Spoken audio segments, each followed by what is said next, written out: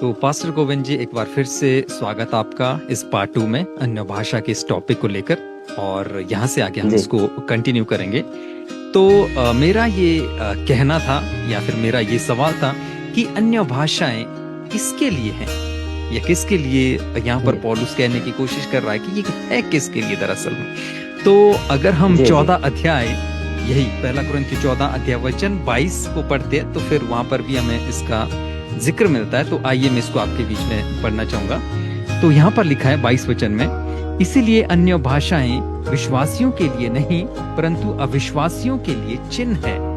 और आगे लिखा यस है कि यस और भविष्यवाणी अविश्वासियों के लिए नहीं परंतु विश्वासियों के लिए चिन्ह है। तो मैं यहाँ पर आपसे ये सवाल पूछना चाहूंगा कि पौलुस यहाँ पर साफ साफ कह रहा है कि जो अन्य भाषाएं हैं वो अविश्वासियों के लिए चिन्ह है।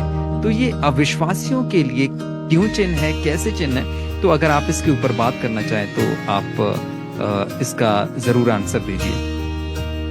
जी जी जी बहुत ही इम्पोर्टेंट, और ये भी एक इम्पोर्टेंट क्वेश्चन है। बहुत बहुत थैंक यू। तो मसीह जनता, आप भी ध्यान से सुनिए। तो यहाँ पे पौलुस कहता है कि इसलिए अन्य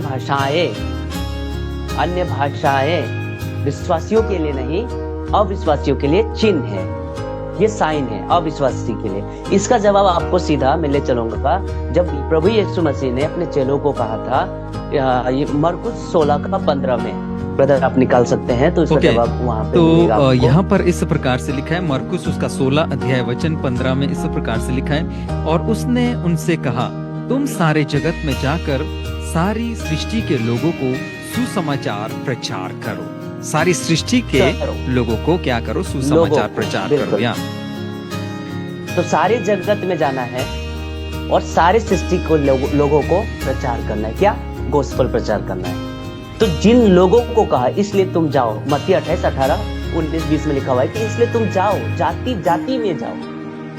तो ये जो चेले 12 चेले और 120 चेले जब स्वर्गरोहण होने से पहले यीशु मसीह ने ये बातें कहा, जब वो स्वर्ग की ओर उनको उठाया जा रहा था, उठाने से पहले ये बातें को कहा कि तुम सारे जगत में जाकर सारे सृष्टि के लोगों को सुसमाचार प्रचार करो। अब जो चेले थे वो गलीली थे, वो यहूदी थे, और उनका मुख्य भाषा क्या था? इब्रानी हिब्रू भाषा था, और साथ ही वो अरामिक भाषा भी, वहां दोनों भाषा चलते थे। ठीक है, तो हिब्रू भाषा बोलने वाला पैदाशी उनका मदर टंग्स वही था। तो अब उनके मन में ये सवाल आएगा कि प्रभु जी आपने कहा सारे जगत में जाओ, सारी सृष्टि के लोगों को क्या प्रचार करो? गोस्पेल प्रचार करो। तो गोस्पेल प्रचार करने के लिए प्रभु जी हमको तो भाषा चाहिए, हम कैसे भाषा करें? क्योंकि हम गलीली है। प्रेरितों के 2 अध्याय में भी यही तो क्या ये गलीली नहीं? क्या ये गलीली नहीं? फिर क्यों हम अपनी मातृभाषा में, यानी कि मदर टंग में, इनकी अपनी भाषा में हम सुन रहे हैं इनकी बातें? ये जो बोल रहे हैं वो हमारी भाषा में बोल रहे हैं, जन्मभूमि की भाषा में बातें कर रहे हैं। तो सुसमाचार सुनाने के लिए क्या चाहिए था? साइन चाहिए था। इसलिए पौलुस कहता है कि अविश्वासी, देखिए गोस्पेल तो विश्वासी के बीच में आप नहीं कर सकते ना, जो ऑलरेडी प्रभु में आ चुके हैं, उनको गोस्पेल की जरूरत नहीं है। तो गोस्पेल किसकी जरूरत है? सारे जगत, सारे सृष्टि के लोगों को जो प्रभु में नहीं आए। मैं छोटी सी चीज आपके बीच में रखना चाहूंगा, है ना, गूगल से जब हम देखते हैं चीजों को, वो ये है कि हर 9-10 किलोमीटर के बाद क्या है, भाषाएं बदलती हैं। जैसे आप 10 किलोमीटर जाते हैं वहां पे फर्क आना शुरू हो जाता है। तो अगर बंदा 100 किलोमीटर दूर जाएगा, है ना, इतना तो जाएगा ही, अगर मानो ज्यादा नहीं जाएगा, तो फिर लैंग्वेज तो दूसरी होगी। खासकर अगर उन दिनों की बात करें तो जब लैंग्वेज में फर्क होगा तो फिर आपको क्या चाहिए? आपको भाषा चाहिए। कौन देगा? परमेश्वर देगा, पवित्र आत्मा देगा, परमेश्वर देगा, पवित्र आत्मा देगा। अब यही बात ब्रदर, यही बात अगर प्रेरितों के 1:8 से पढ़ेंगे तो उसका निकाल दीजिए, एक बार पढ़ लीजिए। वहां पे देखिए प्रभु ने क्या कहा, प्रेरितों का अध्याय 1:8। ओके, यहाँ पर इस प्रकार से लिखा है, परंतु जब पवित्र आत्मा तुम पर आएगा तब तुम सामर्थ पाओगे, और यरूशलेम और सारे यहूदिया और सामरिया में और पृथ्वी की छोर तक मेरे गवाह होंगे।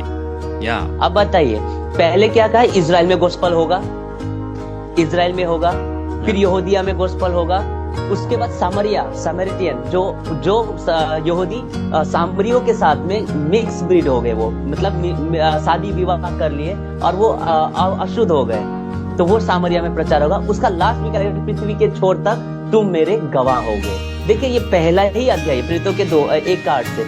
उसका नेक्स्ट दिन में जब पवित्र आत्मा उतरता है, सामर्थ पाते हैं, और सामर्थ कौन से पाते हैं? अन्य भाषा का। पृथ्वी के छोर तक गवाह होने के लिए अन्य भाषा का दान चाहिए था। तो ये किसके लिए? अविश्वासी। देखिए, जो लोग बोल रहे थे कि ये मेरी ही भाषा में बोल रहे हैं, वो विश्वासी नहीं थे, वो यहूदी धर्म लिए हुए यीशु पे ईमान नहीं लाते थे, वो मूसा के व्यवस्था में लाते थे। और वो कौन से जाति के लोग थे? वो यरूशलेम में भक्त यहूदी इकट्ठा हुए थे, अलग अलग भाषा के लोग इकट्ठे, कोई मेसोपोटामिया का था, कोई अफ्रीका का था, कोई अरबी था, कोई मंफूलिया था, तो कोई क्या दुनिया भर के भाषाएं थे जो 16 जाति के हैं। आप पढ़ सकते हैं वहां पे कितने प्रकार के भाषाएं हैं, है ना। तो ये 16 जाति के लोग जो वहां पे थे, वो कह रहे, वो लोग जो थे वो अविश्वासी थे।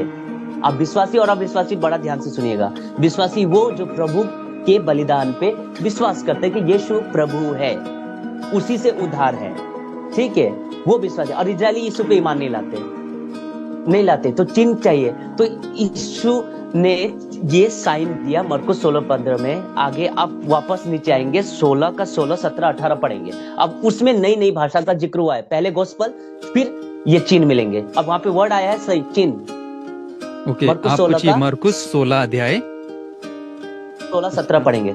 16, 17, 18, हाँ जी। ओके, तो यहाँ पर इस प्रकार से लिखा है 16 वचन में, जो विश्वास करे और बपतिस्मा ले उसी का उद्धार होगा, परंतु जो विश्वास करेगा वह दोषी ठहराया जाएगा, परंतु जो विश्वास ना करेगा वह दोषी ठहराया जाएगा। विश्वास करने वालों में ये चिन्ह होंगे कि वे मेरे नाम से बताइए, विश्वास करने वालों में वाओ चिन्ह, साइन आएंगे। अब देखिए, जो विश्वास कर चुके हैं उनको ये सामर्थ्य मिलेगा, साइन मिलेगा। वो चिन्ह क्या मिलेगा? कि तुम मेरे नाम से दुष्ट आत्मा निकालोगे। तो फिर मेरे नाम से, प्रभु यीशु के नाम से दुष्ट आत्मा निकालोगे। तो दुष्ट आत्मा जो चर्च में प्रभु में आ चुके हैं, जो आजाद हो चुके, क्या उनके लिए ये कहा गया है कि जो प्रभु में नहीं है उनके लिए कहा है? क्यों? कॉन्टेक्स्ट क्या है? मरकुस 16:15, सारे जगत, सारे सृष्टि के लोगों को सुसमाचार, पहले यही कहा है। उसके बाद वो विश्वास करेंगे, फिर विश्वास करेंगे तो बपतिस्मा लेंगे, बपतिस्मा लेंगे तो वो सामर्थ पाएंगे, और सामर्थ क्या पाएंगे? तो वो विश्वास करने वालों के लिए एक चिन्ह होगा कि वो मेरे नाम से दुष्ट आत्मा निकालेंगे। किसके? अविश्वासी। आओ फिर आगे पढ़ते जाइए, उसमें आगे भी है, आगे लिखा है मेरे नाम से दुष्ट आत्माओं को निकालेंगे, नई भाषा बोलेंगे, सांपों को खा लेंगे। अब देखिए, नई भाषा आ गया, नई भाषा। क्यों प्रभु ने इस बात का जिक्र किया? कॉन्टेक्स्ट क्या है? मरकुस 16:15, सारे जगत, सारे सृष्टि के लोगों को सुसमाचार प्रचार करो। तो अविश्वासियों के लिए सुसमाचार किसका जरूरत है? विश्वासी को या अविश्वासी को? अविश्वासी को जरूरत है। गोस्पेल उसको जरूरत है। हम प्रभु में ईमान ला चुके, हम बपतिस्म ले चुके हैं, पवित्र आत्मा के भागी हो चुके, एक ही आत्मा को हम पी चुके हैं। हमको नहीं गोस्पेल का जरूरत, हमको गोस्पेल देना है, साइन और वंडर्स के साथ में देना है। तो चिन्ह और चमत्कार जो भी है, हमको इसमें ही लिखा है कि वो दुष्ट आत्मा निकालेंगे। उसका नेक्स्ट है कि नई भाषा बोलेंगे। तो भाषा क्यों? क्योंकि सारे सृष्टि में जाना है। तो ये अन्य भाषा का जो दान है वो अविश्वासी के लिए चिन्ह है। यही बात पौलुस समझा रहा है कि अविश्वासियों को तुमको गोस्पेल देना है और उन्हीं की भाषा में देना है एज ए साइन। इतना क्लियर है। तो मैं ये भी कहना चाहूंगा कि हमें इन वचनों को तभी हम इनको समझ पाएंगे, हमें उस दौर में जाना पड़ेगा। उस टाइम का सिनेरियो क्या था, उस टाइम की इमरजेंसी क्या थी, उस टाइम की जरूरत क्या थी, उसको देखते हुए, उन सब चीजों को जानते हुए जब हम बाइबल को पढ़ेंगे तो हमें चीजें समझ में आएगी। जब हम ऐसा अगर हम इसको ऐसे ही पढ़ेंगे कि हम पढ़ ही रहे हैं, इसको अच्छे से नहीं समझ पा रहे, तो फिर हमें ऐसा लगेगा कि भाई ये तो आज भी लागू होगा। अब उस टाइम की इमरजेंसी कुछ और थी, लेकिन आज अगर हम बात करें, आज बहुत सारे इंटरप्रेटर हैं, बहुत सारे इंटरप्रेटर हैं कि वहां पर इंटरप्रेट हो सकता। सबसे पहले तो बाइबल हर लैंग्वेजेस में लगभग हो चुकी है ना? बिल्कुल। और साथ ही साथ में अब एजुकेशन का स्तर वो ऊपर की ओर बढ़ रहा है, और मैक्सिमम लोग जो है, एक चीज में और भी जोड़ना चाहूंगा, मैक्सिमम लोगों को जो है वो फॉरेन लैंग्वेज आने लगी है। मतलब जो फॉरेन लैंग्वेज है वो इंग्लिश, मैक्सिमम जहां भी आप जाएंगे ना, इंग्लिश जो है अब वो मदर टंग की तरह बनने लग गई है ना? तो अगर वो इंग्लिश का अगर बाइबल ले लेंगे तो सब चीजें वैसे ही समझ जाएंगे, है ना? ये यहाँ पर जितने भी सुनेंगे, ये हम एक एग्जाम्पल ले रहे हैं, अदरवाइज ऐसा ना सोचे कि भैया वैसा है ना? बहुत सारे लोग अभी भी ऐसे जो हिंदी है या फिर इंग्लिश, ये सब चीजें नहीं आती, बट हिंदी तो सबको आ जाती है। अगर इंडिया में बात करें तो हिंदी मैक्सिमम सब लोगों को आ जाती है, और हिंदी में बाइबल है, और इवन आपकी लोकल लैंग्वेजेस में भी बाइबल है, फिर आप क्यों जी। नहीं उसको अंडरस्टैंड करेंगे, क्यों नहीं आप इसको समझेंगे। तो पास्टर गोविंद जी, हम थोड़ा सा और आगे जाएंगे। जो हमने 22 वचन Right. पढ़ा, तो अगर हम 23 वचन पढ़े, देखो यहाँ पर क्या लिखा है ना, ये भी बहुत जी। ही है ना इंटरेस्टिंग है ना। एक बार मैं पढ़ना बहुत चाहूंगा, फिर शौक है। इसके ऊपर आप जरूर बात करें। देखो यहाँ पर लिखा है कि जी। और यदि कलीसिया क्या हो, और यदि कलीसिया एक जगह इकट्ठी हो और सबके सब अन्य भाषा बोले, तो बाहर वाले या अविश्वासी लोग भीतर आ जाएं, तो क्या वो उन्हें पागल ना कहेंगे? बिल्कुल। क्या वो उन्हें पागल ना अब- कहेंगे? तो पौलुस यहाँ पर ऐसा क्यों कह रहा है? पौलुस के यहाँ पर क्या कहने का मतलब है? इसको आप थोड़ा सा प्रकाश डालिए और कहिए जी कि आप जी या, अब ये इस टोन पे बोल रहा है कि अगर कलीसिया सब जगह इकट्ठी हो और सबके सब अन्य भाषा में बातें करें, तो जो बाहर वाला अविश्वासी, देखिए वहां पे बाहर वाला अविश्वासी आ जाए, तो क्या तुम वो पागल ना कहेंगे? ये टोन है, देखिए ये ताना टोटली कुरिन्थियों की कलीसिया को जबरदस्त डांट मिल रहा है। पूरा 14 अध्याय डांट है, या, जबकि वो बार बार कहता है, कितना बार तो रिपीट कहते, मैं चाहता हूँ कि सबकी उन्नति हो, सबकी उन्नति हो। और साथ में कहता है कि भविष्यवाणी करो। अब यहाँ पे कह रहा है कि अब देखिए, अगर कुरिन्थियों में क्या गड़बड़ की, अनुवाद नहीं करते थे। अब सभी एक ही, किसी को मिल गया अरबी भाषा, किसी को पंजाबी, तेलुगु, किसी को मिल गया दुनिया भर के फॉरेन के भाषा, और भी है बुद्धिस्ट है, बुद्धिस्ट भाषा, बुद्धिस्ट लोग जो भाषा बोलते हैं, पहाड़ी उपदेश है, क्षमा चाहता हूं, पहाड़ी भाषा है। और साथ ही आपका अरुणाचल का भाषा है, वहाँ के लोकल लैंग्वेज है, मिजो है, गारो है, खासी है, और फिर ब्राजीलियन लैंग्वेज है, तो रशियन लैंग्वेज है। अगर ये सारे दान लेके चर्च में बात करोगे, तो बाहर वाला क्या बोलेगा? कैसा आवाज आएगा? नहीं बोलते हैं कि झंझनाता हुआ जहाज और ठंडनाता हुआ पीतल, हाँ, वैसा आवाज आएगा और सुर नहीं मिलेगा आपको, ताकि वो बोलेंगे अरे भाई ये एक साथ चिल्ला क्यों रहे। यही काम तो आजकल की कलीसिया क्या बोलते हैं, रिवाइवल हो गया, पेंटिकोस्ट वाले हैं, ये कई मेरे को आते हैं, मेरे को कई लोग बोलते हैं कि ब्रदर इतना हल्ला होता है कि सर दर्द हो जाता है। या, अविश्वासी ऐसा कहते हैं, इतना हल्ला होता है। तो परमेश्वर वहां पे ही लिखा हुआ है, परमेश्वर गड़बड़ी का परमेश्वर नहीं है, वो शांति का परमेश्वर है। फिर एक आप दान का भाषा को लेकर देखिए, याद रखिएगा कि ग्लोसा वाला दान, जो पहला कुरिन्थियों 14 अध्याय में जो पूरी बात हो रहा है, वो ग्लोसा का बात हो रहा है। दान सबको मिला था क्योंकि शुरुआती दौर था, वहां अन्य भाषा का दान का जरूरत था क्योंकि गोस्पेल देना है, और ये दान बाहर वालों के लिए था। अब लेके आ गए अंदर, जबकि भविष्यवाणी यानी कि परमेश्वर का वचन अंदर वालों के लिए चल दिए गए बाहर भविष्यवाणी करने, जैसे आजकल करते हैं। आजकल की प्रोफेसी क्या करते हैं, बाहर जो कि अंदर होना चाहिए वो ले गए बाहर, या, और जो बाहर होना चाहिए वो ले गया है अंदर। सब उल्टा हो रहा है यहाँ पे। तो यहाँ पे भी वही हुआ है, लेकिन यहाँ पे ग्लोसा वाला दान का बात हो रहा है। या, इसीलिए पौलुस ताना मार रहे कि अगर तुम सोचो तो सही, अब तुम बड़बड़ करोगे, अब ग्लोसा वाला भाषा वाला बड़बड़। अब मान लीजिए कि आप बाड़ी बोल रहे हो, मेरे को भी दान मिल गया, मैं भोजपुरी बोलता हूँ, मेरे को मिल गया मलयालम, और मैं मलयालम में ही बात कर रहा हूँ, और आप पहाड़ी, और आपको मिल गया उर्दू, आप उर्दू में बात कर रहे हो, मैं मलयालम, आप उर्दू में। जैसे कि बाबेल के मीनार में हुआ था, सब एक ही भाषा के थे, एक ही दिल के थे, लेकिन उनमें भाषा में गड़बड़ी कर दिया प्रभु ने, और सब क्या क्या मुझे समझ नहीं पाए। वही बात तो वहाँ पे कह रहा है कि बड़बड़ हो रहा है, बारबेरियन वर्ड आया है वहाँ पे, बड़बड़ हो रहा है, और बाहर वाला बोलेगा अरे भाई ये क्या हो गया, इनको पागल हो गए क्या हम, यही तो कहेंगे। जी पौलुस साफ है, ताना मार रहा है, जबरदस्त ताना मार रहा है, डांट मिल रहा है उनको। ओके, तो मैं यहाँ पर ये कहना चाहूंगा, और जो जितने लोग यहाँ फेसबुक पर और यूट्यूब पर देखेंगे उनको बहुत गुस्सा भी आ सकता है, और मैं आपसे यही पूछना चाहूंगा पास्टर गोविंद जी, अब आपको पता है आज चर्चिस में, कलीसियाओं में क्या हो रहा है, लोग इकट्ठे हो रहे हैं, क्या काम कर रहे हैं, वो बड़बड़ाने का काम। वो कौन सी भाषा बोल रहे हैं? रबा रबा शबा शबा, मतलब जिब्रिश, जिसको आप कहते हैं जिब्रिश। एक ग्लोसा है, अर्थली लैंग्वेज है, दूसरा क्या है, जिब्रिश। और आज जिब्रिश में बहुत ज्यादा जोर दिया जा रहा है, कहाँ पर? चर्चेस में, कलीसियाओं में, रबा रबा शबा शबा। तो यहाँ पर अगर जब वो देखो, एक बार फिर से पढ़ दूं इसको, फिर और मजा आएगा, फिर उनको चोट भी लगेगा इससे, है ना। जो समझने वाले होंगे समझ जाएंगे, अदरवाइज फिर ऐसे ही चलता रहेगा उनका, तो फिर है ना। तो यहाँ पर क्या लिखा है? और यदि कलीसिया एक जगह इकट्ठी हो और सबके सब अन्य भाषा बोले। आज क्या है? सबके सब अन्य भाषा बोल रहे हैं, है ना। सब बिल्कुल। जब आपने बड़बड़ाना जी। सुना होगा, मैंने भी सुना है, मैं भी 2008 से जी। कलीसियाओं में जाता हूँ, चर्चेज में जाता हूँ, तो उनका बड़बड़ाना जी। ये चल रहा है। तो आगे क्या लिखा है, और सब के सब अगर अन्य भाषा बोले और बाहर वाले और अविश्वासी लोग भीतर आ जाएं तो क्या उन्हें पागल ना कहेंगे। तो मैं यहाँ पर ये सवाल उठाना चाहूंगा कि आज जितने ये बड़बड़ा रहे हैं सब लोग, क्या ये पागल तो नहीं हो गए? राइट। पौलुस पागल कह रहा है यहाँ पर।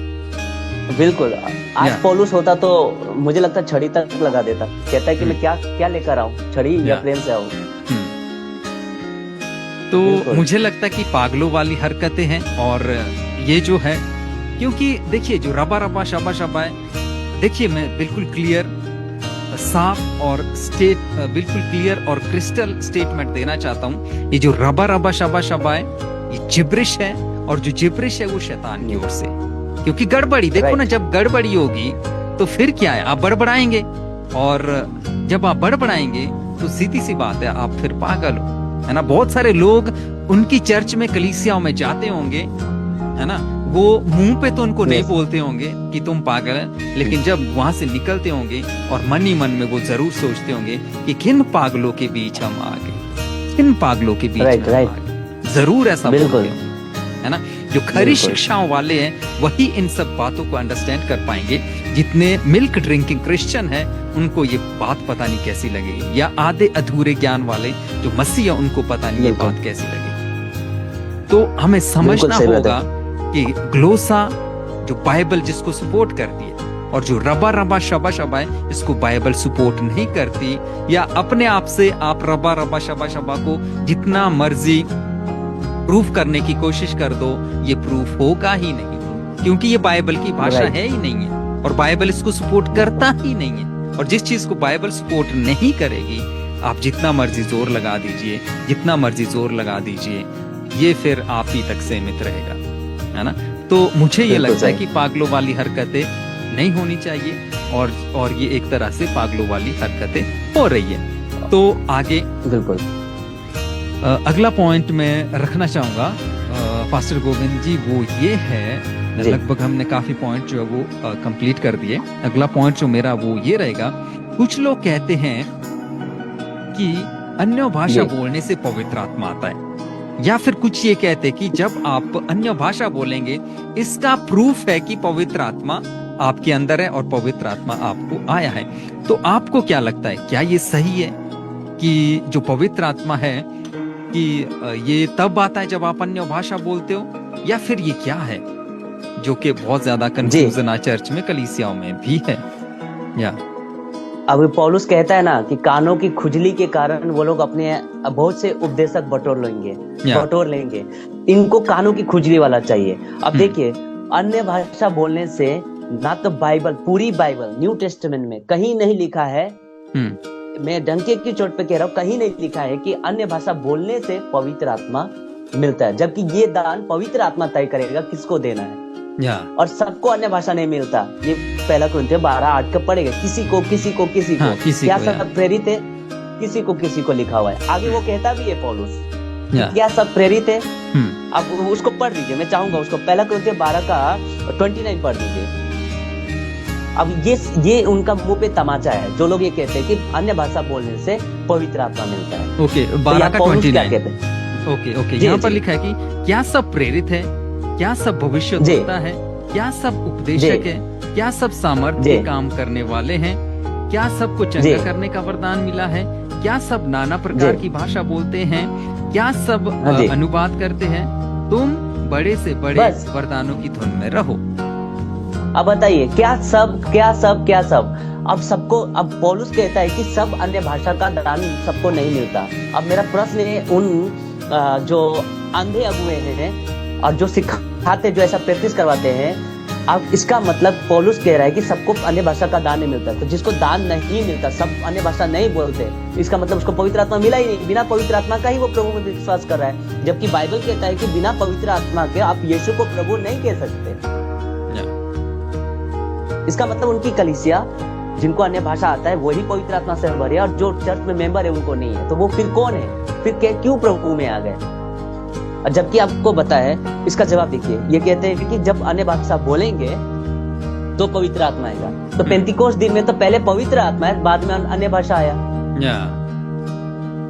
ओके, इसका वचन भी मैं आपके बीच में पढ़ना चाहूंगा। बिल्कुल, इसका वचन पढ़ लेते फिर और भी मजा आएगा। ये देखो यहाँ पर लिखा है प्रेरितों के काम 2 अध्याय वचन 4, आई थिंक है ना, 4 में ये वे सब पवित्र आत्मा से भर गए। सबसे पहले क्या हुआ? पहले भर गए, या पहले पवित्र आत्मा से भर गए, और जिस प्रकार आत्मा ने उन्हें बोलने की सामर्थ्य दी, वे अन्य भाषा बोलने लगे। अब बताइए, तो इसी वचन में वो गलत साबित हो रहे हैं कि पहले पवित्र आत्मा मिला है, उसके बाद अन्य भाषा का दान मिला है। तो यहाँ ही वो गलत हो गए।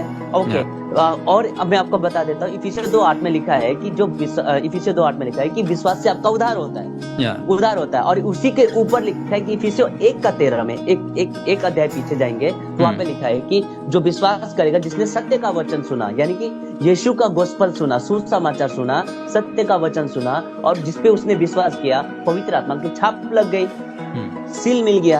अब बपतिस्मा किस नाम से लेते हैं? पिता, पुत्र और पवित्र आत्मा। तो तीनों तो, अब जब यीशु ने बपतिस्मा लिया तो तीनों प्रेजेंट थे ना, पुत्र भी वहीं पे था, पवित्र आत्मा कबूतर के नाई उतरा, और पिता परमेश्वर तीनों प्रेजेंट थे। तो हमको तो ऑलरेडी जब हम बपतिस्मा लेते हैं तो तीनों हमारे साथ ही तो रहते हैं। तो इसमें क्लियर क्रिस्टल है कि पवित्र आत्मा से अन्य भाषा का दान, अन्य भाषा बोलने से पवित्र आत्मा नहीं मिलता है, जबकि पवित्र आत्मा पहले मिलता है, बाद में अन्य भाषा मिलता है, क्योंकि पौलुस कहता है कि सबको अन्य भाषा नहीं मिलती। और ये पवित्र आत्मा की मर्जी है कि किसको देना है। बिल्कुल, वो एक ही आत्मा था, उसी के नीचे लिखा है पहला। ये क्वेश्चन यहाँ पर उठ भी गया है ना, एक क्वेश्चन आ भी रहा है कि जो ये दान है ना, जो ये अन्य भाषा का दान है, ये किसको दिया जाएगा, है ना? ये सबसे इम्पोर्टेंट है, ये सबसे जरूरी। जब इसको लोग समझ जाएंगे ना, तो आई थिंक सब चीजें क्लियर हो जाएगी, है ना? तो पास्टर गोविंद जी, अगर आप ये कहना चाहेंगे कि ये जो पवित्र आत्मा का दान है, ये किसको दिया जाएगा या किसके लिए ये इम्पोर्टेंट है, तो अगर आप इसको क्लियर करना चाहें तो और भी लोगों को मजा आएगा, और सब चीजें इसको और भी अंडरस्टैंड कर पाएंगे और समझ लेंगे।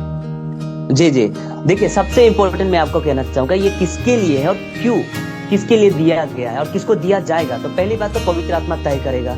अच्छा, उसको मिलेगा जो गोस्पल देने के लिए ललायित है, जो गोस्पल देने के लिए तैयार हो। ओके, यहाँ पे थोड़ा सा रोकना चाहूंगा। तो जितने फेसबुक पर देख रहे हैं, यूट्यूब पर देखेंगे, ये सिर्फ उसको दिया जाएगा जो परमेश्वर के काम को करेगा, जो सुसमाचार को सुनाएगा, जो मिनिस्ट्री करेगा, जो जगह जगह पे जाएगा।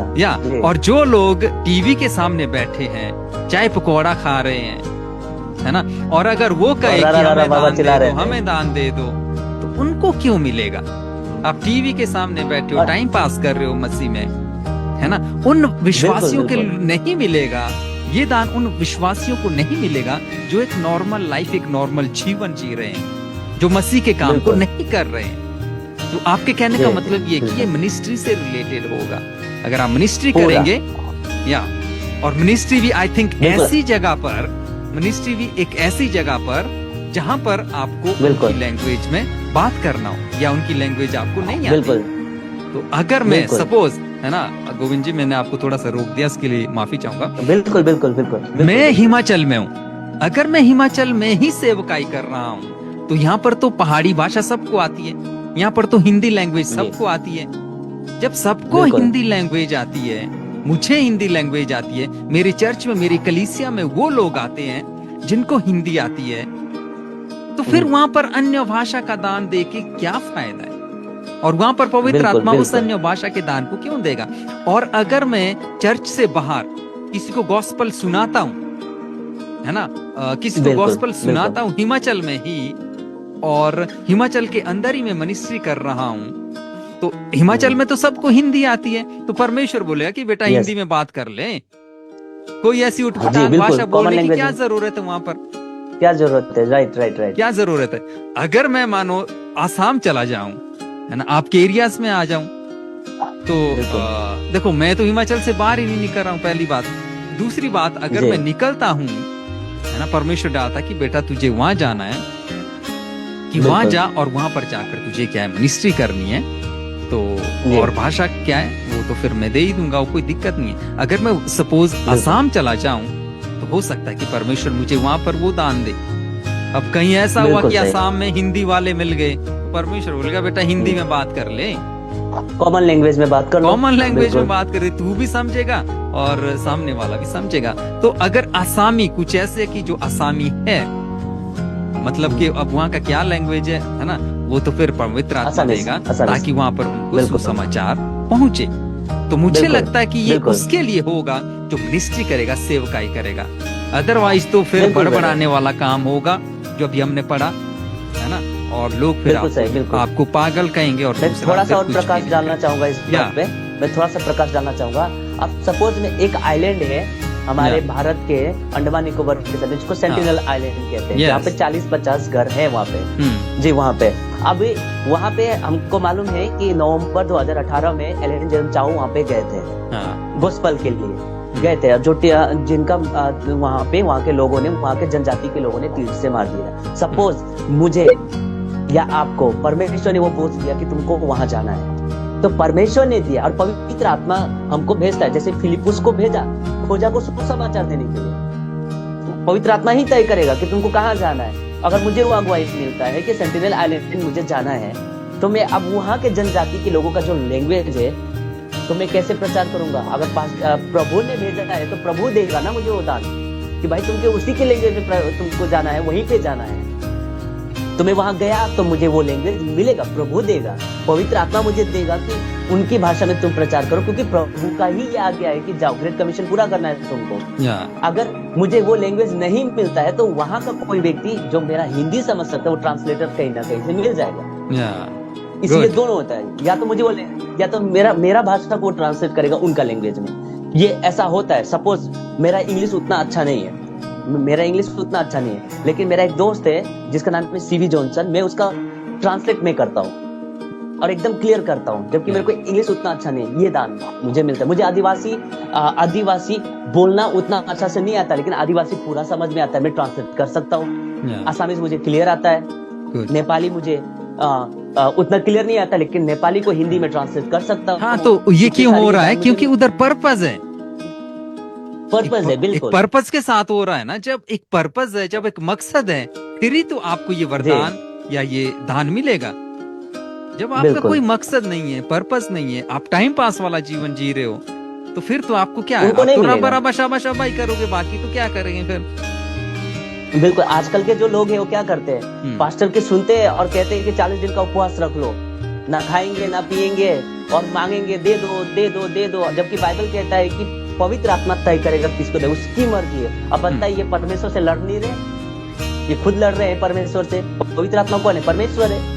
अब उनसे बोले कि दे दो दे दो दे दो, जबकि पवित्र आत्मा बोल रहा है कि मैं तुझे मिल चुका हूँ, पवित्र आत्मा मैं तुझे मिल चुका और ये दान मुझे क्या देना है वो मैं तय करूंगा। अब ये लोग प्रभु से ज्यादा ही आत्मिक बन चुके हैं, मतलब प्रभु यीशु को भी पीछे छोड़ दिए हैं। ये लोग उससे भी ज्यादा आत्मिक हो चुके हैं। यस जी। तो या वेरी गुड। और अगला जो पॉइंट मेरा रहेगा और वो ये है, शायद हमारे पास टाइम भी अब काफी कम बचा है, गोविंद जी, है ना, 10 मिनट का ये जी। तो अगला जो सवाल है वो ये रहेगा कि वैसे तो आपने थोड़ा बहुत इसके ऊपर बात कर दिया था, बट फिर भी सवाल है यहाँ पर, तो ये पूछना जरूरी है। क्या उद्धार पाने के लिए क्या उद्धार पाने के लिए अन्य भाषा जरूरी है? हाँ, ये इम्पोर्टेंट क्वेश्चन है। ये बहुत लोग बोलते हैं कि अगर आपको पवित्र आत्मा नहीं मिला तो आपका उद्धार ही नहीं हुआ।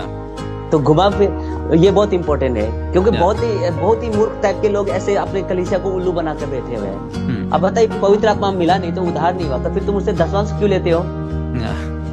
जो अन्य भाषा नहीं जानता है उनसे दशवांश क्यों लेते हो? फिर मत मांगो ना, उद्धार ही नहीं हुआ तो फिर कलीसिया में आप अलाउड करते हो उसको आने के लिए। तो देखिए, सबसे इंपॉर्टेंट बात, उद्धार अन्य भाषा से नहीं मिलता, ये चिन्ह है। हम पहले डिस्कशन कर चुके हैं, ये एक चिन्ह है, ये एक दान है, और दान से उद्धार से कोई लेना देना नहीं है। दान आज है कल है नहीं रहेगा, हमेशा के लिए नहीं है, लेकिन यीशु राजा और विश्वास आपका हमेशा के लिए है, अनंत काल के लिए है। अभी इफिसियों 2:8 में क्या लिखा है? पढ़ लीजिए इफिसियों 2:8 में, उसके बाद में आगे और इस बात पे प्रकाश डालूंगा। इफिसियो, the book of Ephesians chapter 2 verse 8।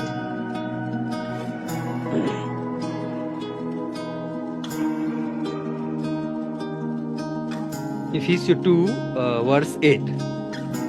जी, इफिसियो तो यहाँ पर इस प्रकार से लिखा, क्योंकि विश्वास के द्वारा अनुग्रह ही से तुम्हारा उद्धार हुआ है, और यह तुम्हारी ओर से नहीं वरन परमेश्वर का दान है।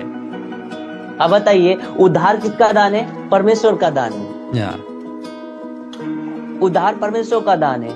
तो वो किसे हुआ है? विश्वास और अनुग्रह, ग्रेस और विश्वास से तुम्हारा उद्धार हुआ है। बताइए ना, तो विश्वास ही के द्वारा तुम्हारा उद्धार हुआ है और अनुग्रह मिला है तुमको, और परमेश्वर का दान है। अब देखिए, अब मैं एक उदाहरण के लेके चलूंगा कि जो डाकू क्रूस पे सलीब पे मरा था, जो डाकू, 2 डाकू थे, यीशु बीच में था, दाएं और बाएं डाकू था। तो दाएं वाला जो डाकू कहता है कि दाएं वाला कहता है कि हे प्रभु, यदि तू अपने बादशाहत में जाए, यानी कि स्वर्ग में जाए, तो मुझे जरूर याद करना। तो वो डाकू तो अन्य भाषा बोलता ही नहीं था, वो तो आता ही नहीं था। तो फिर वो तो स्वर्ग लोक में पहुंच गया। प्रभु ने कहा आज ही तो मेरे साथ स्वर्ग लोक में होगा। अब इसका जवाब कैसे देंगे वो, है कि नहीं? तो विश्वास से हमारा उद्धार होता है। और लिखा है रोमियो का पत्रिका अगर 10 का 8 से पढ़ेंगे तो मैं से आई थिंक यही वर्ष होगा, रोमियो की पत्रिका 10 का 8 ही होगा, कि यदि तू अपने मुंह से यीशु को प्रभु जानकर अंगीकार करे। देखिए वहां पे साफ साफ लिखा हुआ है, अगर 10 का 8 है तो 10 का 8 जी। तो यहाँ पर लिखा है, अगर मैं सही हूँ, यह की वचन तेरे निकट है और तेरे मुंह में और तेरे मन में है। यह वही विश्वास का वचन है ना। 9 वचन है ना, 9 वचन। 9 में लिखा है, यदि तू अपने यदि तू अपने मुंह से यीशु को प्रभु जानकर अंगीकार करे और अपने मन से विश्वास करे कि परमेश्वर ने उसे मरे हुए में से जिलाया, तो तू निश्चय उद्धार पाएगा। अब वो अंधे अगुए लोग, आप इसका जवाब दीजिए। मेरा क्रिस्टल क्लियर जवाब सवाल है आप लोगों से, यदि तू अपने मुंह से प्रभु यीशु को प्रभु जानकर अंगीकार करे और अपने मन में विश्वास करे, तो तू निश्चय उद्धार पाएगा। अब इसका क्या करेंगे? अब बताइए। तो विश्वास करने के लिए मुंह से अंगीकार करना है कि यीशु प्रभु है, और विश्वास करना है। तो विश्वास पहले है और अंगीकार करना है। तो उद्धार आपको, क्योंकि बिना पवित्र आत्मा तो आप यीशु को प्रभु कह ही नहीं सकते। पहला यूहन्ना में यही लिखा है, विश्वास बिना तो प्रभु को प्रसन्न करना ही अनहोना है। क्या बात है। तो आपके कहने का मतलब ये है कि आपके उद्धार से अन्य भाषा का कोई भी लेना देना नहीं है। बिल्कुल, आप अन्य भाषा बोलो चाहे ना बोलो, उद्धार एक अलग चीज है ना। तो उद्धार के लिए आपको क्या करना है? यीशु मसीह के ऊपर विश्वास करना है, यीशु मसीह को फॉलो करना है। तो गोविंद जी, हमारे पास टाइम भी कम है, तो आखिर में वैसे तो हमने ये क्लियर कर दिया, फिर भी आखिर में है ना, हम इसके ऊपर थोड़ी सी बात जरूर करेंगे। वो है कि अन्य भाषा का मकसद क्या है या क्या था। अन्य भाषा का जो मकसद है वो क्या था, इसको भी हम क्लियर करेंगे। और साथ ही साथ में आप संदेश दीजिए उन लोगों को जो अन्य भाषा बोल रहे हैं, कौन सी जिब्रिश जिसको आप कहते हैं रबा रबा शबा शबा, उनके लिए भी क्या मैसेज रहेगा वो। और मेन ये कि अन्य भाषा का मेन मकसद, मेन पर्पस क्या था। या अन्य भाषा का मेन मकसद है go to the all nation, जातियों में जाना है, प्रभु यीशु का उद्धार का सुसमाचार देना है उनकी भाषा में, ताकि वो उद्धार पाए। आपको पहला पत्रस में आपको मिलेगा, मुझे वर्ष याद नहीं आ रहा है, उसमें लिखा है कि प्रभु नहीं चाहता है कि कोई नाश हो, जबकि पूरा का पूरा उद्धार का उनको मौका मिले। एक का आगे मिला हुआ है कि क्योंकि प्रभु नहीं चाहता है, क्योंकि जैसे लोग देर समझते वैसा देर वो नहीं कर सकता, क्योंकि वो नहीं चाहता है कि कोई नाश हो, सबको उद्धार का पूरा मौका मिले। तो go to the all nation, Matthew 28 verse 18-19, मत्ती 28 का 18-19-20 में लिखा है सब जातियों में जाओ, चेला बनाओ। तो जातियों में जाएंगे तो गोस्पल प्रीच करेंगे उनकी भाषा में। तो अन्य भाषा का मकसद है गोस्पल, सुसमाचार। ओनली गोस्पल मतलब है to all nation, go to the all nation. और मैं ये एक संदेश देना चाहूंगा कि जितना जल्दी हो सके ये जिब्रिश वाला भाषा से निकलिए, क्योंकि ये टंग ये पवित्र आत्मा के द्वारा दिया हुआ नहीं है, ये किसी और आत्मा के द्वारा है। आप समझ सकते हैं ये डेविल टंग है, और आप यीशु को श्रापित कह रहे हैं उसी टंग। क्यों? क्योंकि आप नहीं समझ रहे कि शैतान आपसे क्या बुलवा रहा है। इसीलिए सावधान हो जाइए। और अगर आप इस आदत में फंसे हुए हैं, इस प्रैक्टिस में फंसे हुए हैं, तो आप जितना हो सके जल्दी बाहर निकलिए, क्योंकि आपका उद्धार यीशु को प्रभु अंगीकार करने से हो चुका है। बस ना, देखो तो जितना आपने जल्दी हो सके या अपनी एक चीज ये आपने बहुत अच्छी बोली कि हो सकता है कि जो जी। आप ये रबा रबा शाबा शाबा बोल रहे हैं, हो सकता है कि आप यीशु जी। मसीह को गाली दे रहे हो, ये भी तो हो सकता है। बिल्कुल जब आपके पास बिल्कुल। उसका अनुवाद ही नहीं है, तो इसका मतलब क्या है? हो सकता है कि आप यीशु मसीह को गाली दे रहे हो सकता है कि आप यीशु मसीह को बिल्कुल। क्या कर रहे हो, श्रापित बुलवा रहे शापित, हो, ये हो सकता बिल्कुल है ना।